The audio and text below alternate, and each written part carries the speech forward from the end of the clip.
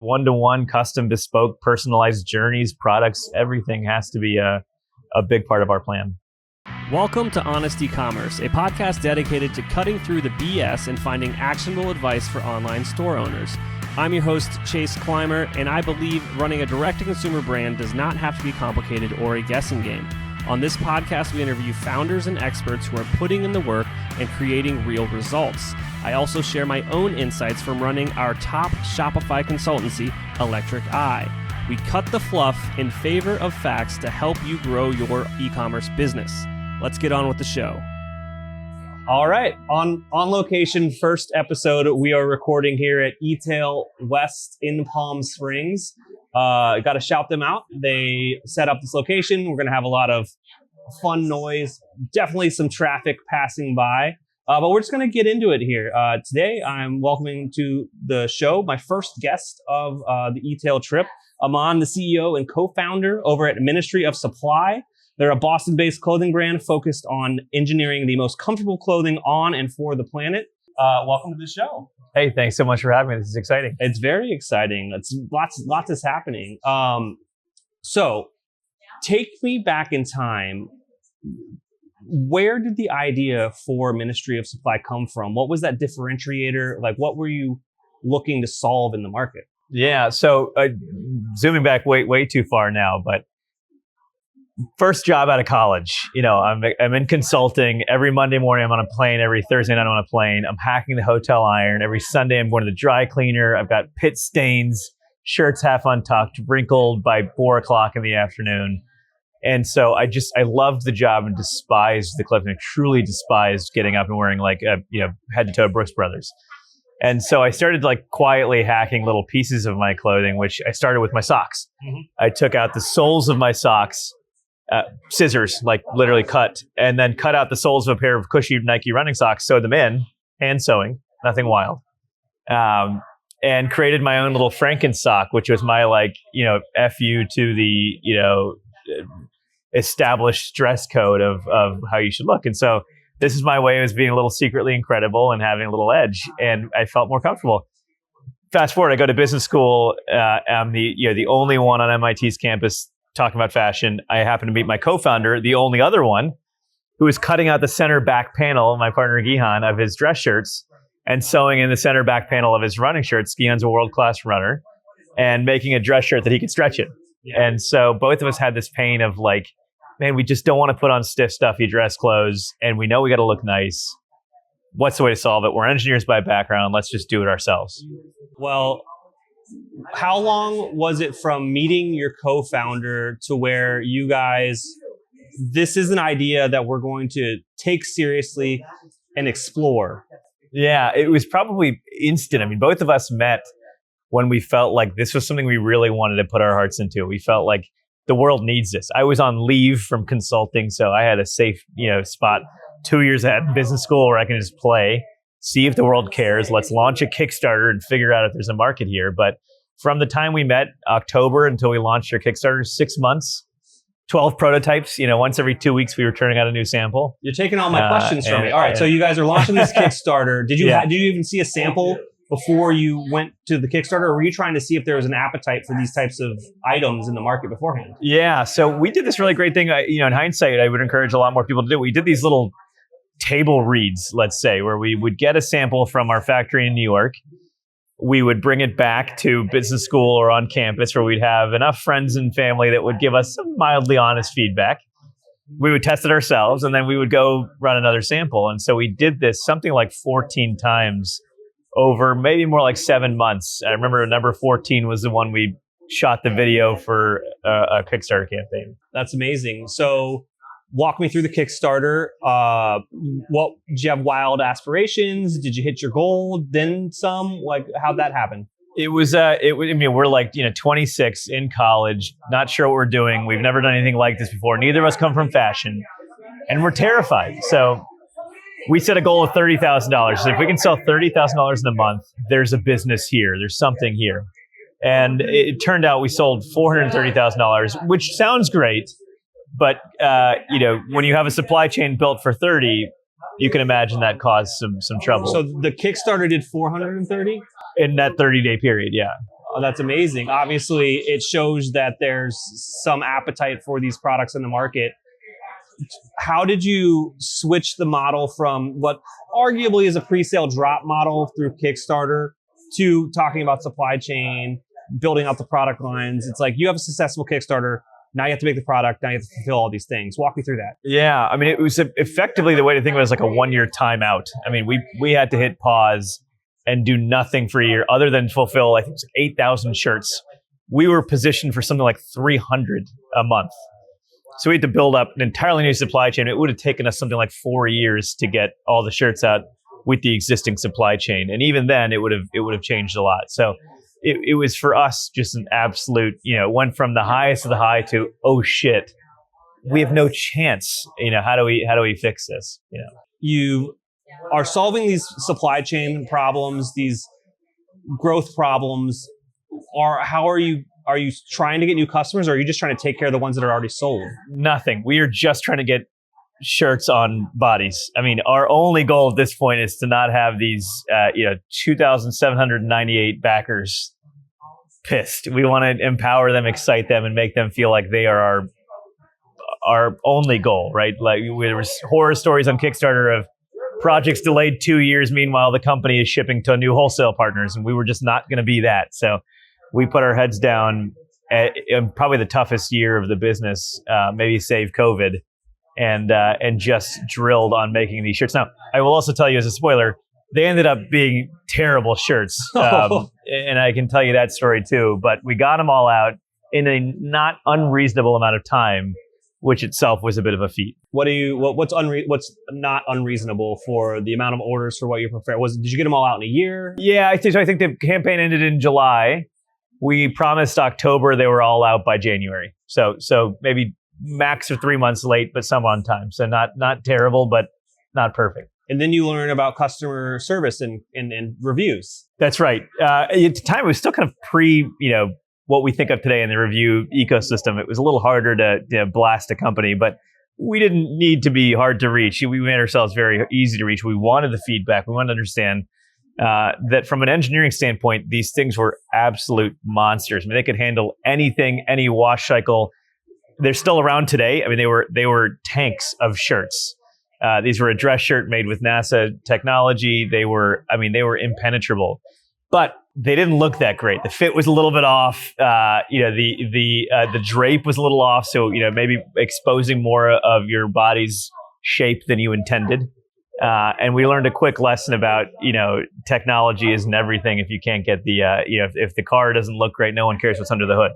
Talk to me about now moving into solving those problems with the flagship product, but expanding the product line. And, you're not launching again on Kickstarter. I'm assuming you now have a .com. That's right. So we moved right into the kind of web world again. This is still at this point, maybe not quite pre-Shopify, but very early days of Shopify. You didn't just have plug and play websites, right? You had to build a lot of this from scratch. You had to code a lot of this from scratch, which seems wild, not more than 10 years ago. But our first instinct was still, in hindsight, correct, which is service and excite these 2,798 people. And we did so through making sure that they were satisfied with what they got for what they were promised. If they weren't, replacing, refunding relentlessly and doing whatever we needed to make sure that they felt like they had been delivered to, and then showing them the journey of creating a version 2 and being really cautious and careful involving them in that process. Yeah. Gotta love recording this on location and scaring people from walking by, but that's what we want to do here because it's how we want to have this cut. So trying to just keep these 2,950 customers, was that right? 2,798. I had them backwards. Trying to keep these customers happy. Are we adding to the product line? Are we just revamping the product? What were we doing? If we could do it again, or what did we do? 2 different questions. I'll tell you what we did. Okay. We raced for version 2. Okay. But simultaneously, if anyone's been in a product dev cycle, there's downtime, right? You're waiting, right? And you're building other things, but still as a small team with not much to show. We get antsy. We want pants, right? We don't want to be coupling our amazing dress shirt with a pair of really stiff, stuffy dress pants.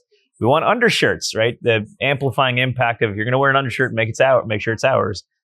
breathability through the armpit shouldn't be stopped by a cotton undershirt hitting a beautifully breathable dress shirt. And so we kind of split off in those directions pretty quickly. If I could do it again, I would spend just a touch more time perfecting the flagship before diversifying the portfolio. But we didn't know. Hey, Shopify store owners. Have you ever wondered if your store is leaving money on the table? Imagine increasing sales without spending more money on ads. Sounds too good to be true. Well, it's not.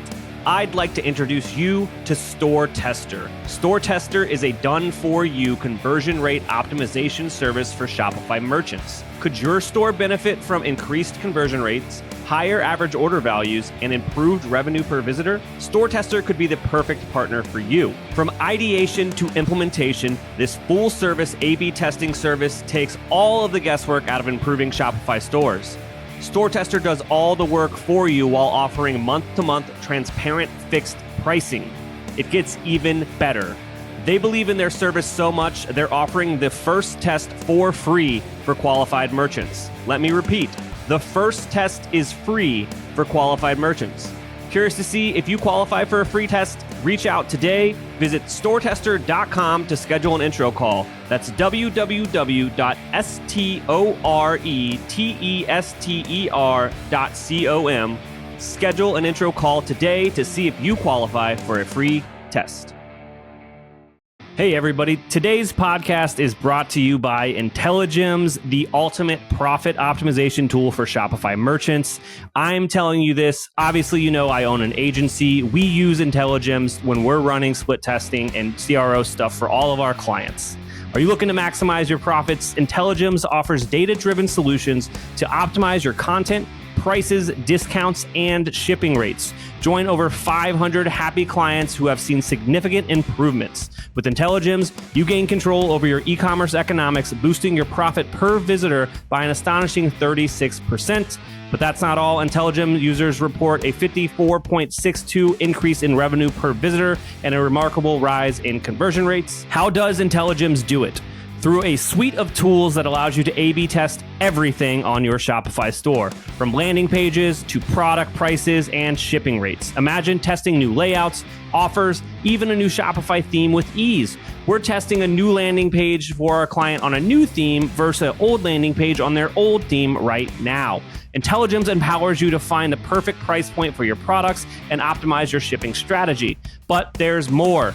Boost your average order value with customized campaign offers and discover if your customers prefer free shipping or a lower list price. With over $100 million in incremental profit generated, they have over 1.5 billion transactions ran through their software. They have over 400 million shoppers that have gone through their test. Intelligems is not a tool, it's a game changer for your business.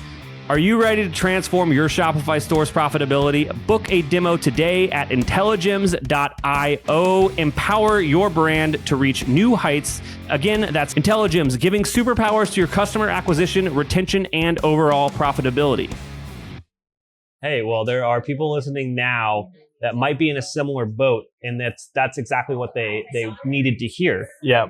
So taking a quick shift on the conversation, if we're going to zoom out, 20, 50, 100 years, what about the business is going to survive? Yeah. So we try to think a lot about this, not just from a fashion standpoint. What does timeless look like? Anything black, simple, easy silhouettes, right? So there's a fashion answer to that question, right?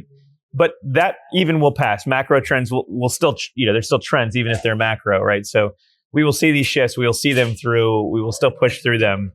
But what won't change, we think, is that, well, one way, so the future is knit, which is kind of a wild and silly thing to say. For those that aren't aware, knits are t-shirts, sweatpants, hoodies, right? Wovens tend to be your suiting, dress shirts, stuff like this. So everything that I'm wearing at any point is knit, even if it looks like it is woven. So most importantly is that comfort is timeless, and knit tends to equate nicely to comfort at a very basic level. So one, we think like this pervasive nature of how do you stay comfortable while still looking sharp will be a graceful marriage that we will continue to perfect for the next 100 years. That will never go away. And what we think will be introduced is a much more advanced perspective on wearable technology. Today, everyone immediately thinks Apple Watch, right? It's literally wearing technology. It's taking a small iPhone and strapping it onto your arm. It's not really wearable technology. It's just strapping technology onto your arm. But we have, for instance, created a heated jacket with a small computer under the lapel that would adjust heat output depending on a number of factors. That to us is a step in the right direction of what wearable technology, creating personal thermostats, creating personal environments, we think is the future of clothing. That's amazing. Now I'm going to just completely switch gears because the coffee's kicking in. You mentioned this was pre-Shopify, pre-plug and play. I'm an internet history guru. Was the first website iteration 100% custom? Are you still on a custom stack? Talk to me through the right choices and wrong choices you made in building this website and this business. So I'll say as a quick plug, we're very pro Shopify. The first website was on Shopify, but it was a custom front end. We then went to Shopify native. We went to Magento. We then went to Shopify headless. And now, as of 6 months ago, we're back on Shopify Plus native. And have no intent to leave in the next decade. So maybe to tell you what it looks like 100 years from now, we're still on Shopify Plus. Maybe they've negotiated our fees a little bit, but otherwise we're sticking around. That's amazing. Now, at one point you had to expand your customer base from the roughly 3,000 that backed you on Kickstarter. How did engineers that were into fashion tackle marketing? Yeah. So you have to remember too, again, if we talk about the history of the internet from 2013 to 17, there was no playbook, right? Marketing was the wild, wild west. It was largely find your customer and tailor a solution to get to them. So whether that be magazines, direct mail was certainly still it's coming back. It's a thing again. It's always been coming back, but it never really went away, right? Yeah. But Facebook, click-based advertising was still in its infancy. And so we were doing a lot of direct buys, a lot of guerrilla marketing, a lot of get out of the market, a lot of product seeding, a very wide net of marketing with very little attribution. You said product seeding because people think that's a groundbreaking idea these days, which I think is maybe the best way to break a brand new brand these days. But that's a whole different topic conversation. Yeah. But and you talked about direct mail. It's like a lot of these things are still around and they're still extremely useful in building a brand. And it's just like the strategy might alter a little bit because the technology is a little bit newer, but at the end, it's the same strategy. It is. And with one major advantage, and especially if you think about these analog strategies like seeding, physical product, direct mail, the big shift is that our ability to track them has increased dramatically, right? So you weren't just throwing money at a hole and hoping that you got it right. You're all of a sudden now able to say, no, I can look and say my direct mail has a linear, incremental ROAS of X. Now I can actually optimize my strategy and fine tune it to invest with whatever works. Absolutely. Now let's talk about, I have been in this industry for almost a decade now. My business partner comes from an apparel background.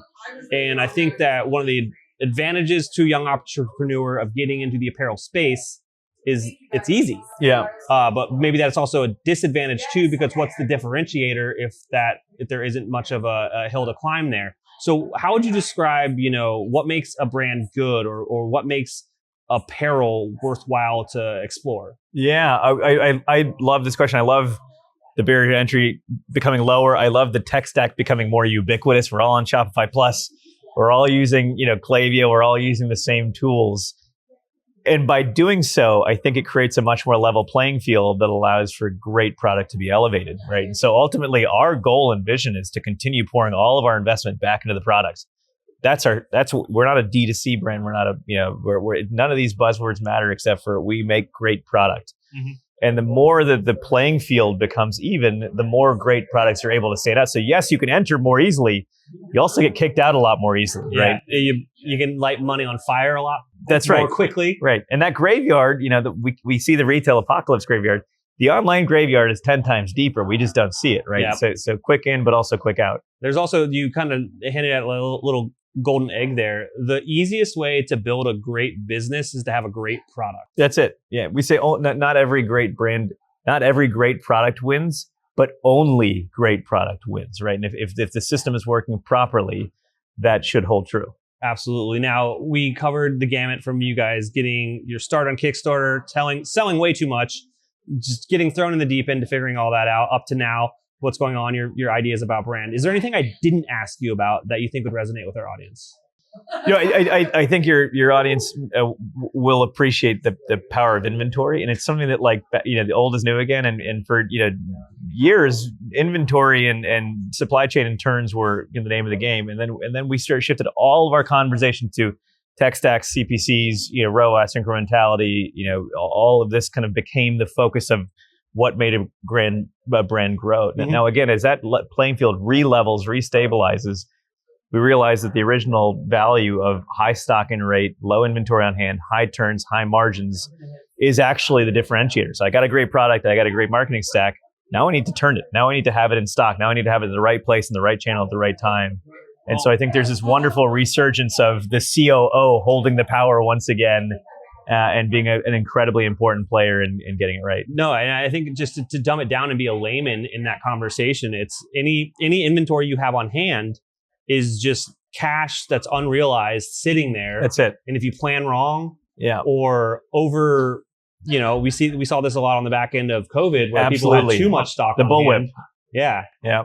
Yeah. So, has technology made it easier, or is it still half art, half science? Yeah, it was all art for a long time, yeah. Right? And there was very little science to merchandising and all this. I would say now we've advanced to half art, half science, right? Where we can see. I still do think there's a fundamental choice that brands have to make on kind of timeless versus timed, right? And saying, is it quick turn? Are we replenishing once a month? Are we have an always on supply chain? Is it seasonal? Is it biannual? And making these fundamental decisions of how you structure your supply chain, how you structure your supply chain team, how much you invest in that can be as critical as the growth marketer you hired to build brand. Absolutely. And I've even seen some younger brands out there in the ecosystem that are, taking print on demand a step further to custom manufactured on demand. And the technology is not too far off to where that could be a viable model. Yeah. And it's just interesting to watch how technology kind of changes apparel, which is one of the oldest industries out there. Yeah, no, but most susceptible as a result to change and whatever comes next. So I think absolutely one-to-one, custom, bespoke, personalized journeys, products, everything has to be a big part of our plan. Absolutely. Now, you've talked so much about how invested the company is in making a great product. If I'm listening to this and I want to check out the product, where should I go? What should I do? Oh, good. You give me a little plug here. Dude, I'm a professional. Ministryofsupply.com. And I'll say, I'm not supposed to play favorites, but this seems like a safe space.